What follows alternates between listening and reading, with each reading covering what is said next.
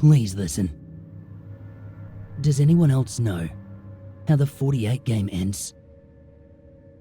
I'll tell you straight off that I'm not even sure if that's the right name for it, but it is what I've been calling it for reasons that'll soon become obvious.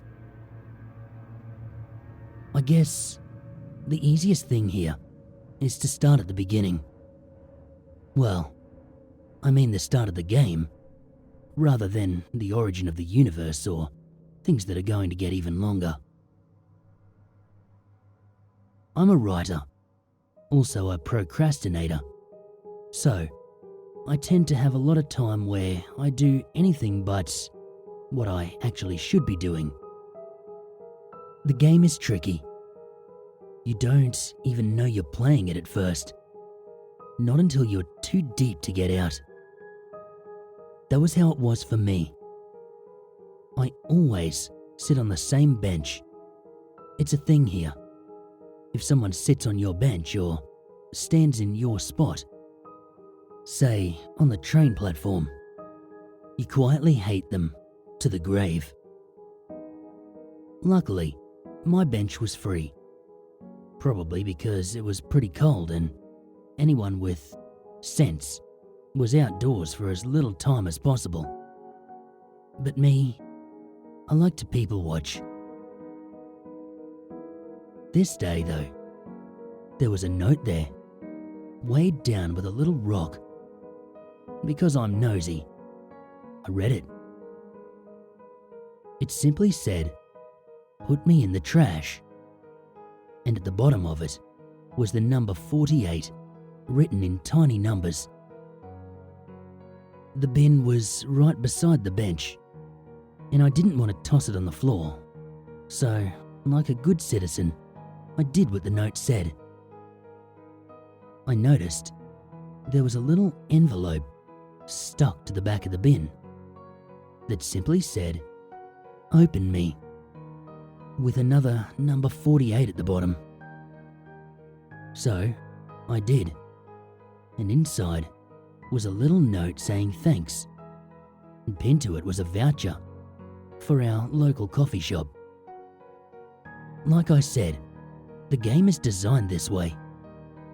Most people would throw the paper into the rubbish and would use the voucher. I did. I figured it was some sort of civic responsibility initiative. And plus, free coffee. When I handed over my voucher, the barista smiled and gave me another envelope. In it was a voucher for our local restaurant. By now I was convinced it was some sort of promotional thing. A weird ad campaign by our council to use local business, especially as the coffee shop seemed to be involved. So, I went to the restaurant. I wasn't entirely stupid. I did keep an eye out, to make sure no one was waiting at the table, some sort of Criminal Minds situation. But everything went exactly as it should. There were no more envelopes, so I assumed that was the end of the promotion, and I went on with my life. It was weeks before the next envelope arrived. I'd almost forgotten about the whole thing in the usual day-to-day grind. The next one, it freaked me out at first, as someone had slid it under my windscreen wipers. Another voucher to another restaurant. But this one, it was out of town. I told one of my friends about it. He's a pretty sensible person, but he didn't seem freaked out. He even offered to go with me. Safety in numbers and all that. He pointed out that this envelope didn't even have the number 48 on it. So this could have just been another part of the same initiative, put onto several people's cars. I think both of us saw it as some kind of an adventure, really. The writer in me thought it was good material. My friend, well, he saw it as free food. It was when we arrived that things started to get weird. The restaurant was there all right, but it was boarded up. There was no one around, and straight away, we decided to nope out of there. I was creeped out, thinking I might have gone there alone, and started realizing how strange all of this actually was. I decided that I was done with these odd little notes. I filed it away in my writing material folder and carried on as I always had. I found the next note 3 days later, inside my house, on my kitchen table, and I went straight to the police, as anyone with sense would really. They actually took it pretty seriously, came to check my house, took the note as evidence, and they recommended some precautions I could take just to keep myself safe. The first thing I did was change all my locks. The police pointed out that often people don't think to do this, and you don't know who the previous owners gave the keys to. Honestly, I couldn't really afford to put security system in, but I did get one of those Ring doorbells, and I checked it regularly. Nothing really happened, aside from getting to watch Yodel yeet one of my fragile parcels over the fence. I started to wonder if this was some screwed up ARG or similar, started by someone without normal boundaries. Jump ahead 2 months. I was still a bit wigged out over the whole thing, but again, had got caught up in deadlines and financial worries. Plus, there was a lot of talk about this potential virus far off in Asia. The next note, it was left in my front garden, in the middle of the path, and it was straight to the point, to say the least. You can't stop playing now. I checked the Ring doorbell straight away, but no one had come to my door, or even into my yard. My mistake then was going back to the police. As soon as they saw the Ring doorbell footage, I'm pretty sure they thought I was doing this myself, as some sort of sick joke. They weren't quite as friendly and helpful that time, and they mentioned wasting police time. The message was pretty clear. Don't come back unless you have actual evidence. The next thing that happened was an email I received. I didn't even pick it up for a few days, to be honest. Most of my communication is via WhatsApp or similar these days. I only really get junk email, despite unsubscribing 30 times, and I maybe look at it once a week. This guy, calling himself Tom, he said that he'd been told to contact me and tell me to visit a certain place. I of course figured it was the game organizer himself contacting me, and I was tempted to go to the police again. But they wouldn't do much, not after last time. The address I was told to visit, it was a graveyard, and there was absolutely no chance I was doing it. Like I said, I watch Criminal Minds. I threw the note in the bin, and filed the email in case they messaged again, and I checked the Ring doorbell pretty often that day. That night was probably where it all really began, as I woke up around 3 a.m, completely terrified. I knew straight away that there was someone in my room. I assumed at first that it was someone there to hurt me. I think most people would. That was until I saw the squat shadow crouching on top of my wardrobe. just watching me. Now, I'm a skeptic. I'm scared of Bundy, not the restless dead. But there is some part of us that in that moment just accepts what we are looking at. Not that we won't question it later, to try and reassure ourselves before we turn off the light. But this thing, it was not, and had never been, human. Simple as that. It dropped a piece of paper on the floor, and then it was gone. I wish it hadn't done that. It would have been easy to wake up the next day and mark it off as a weird dream.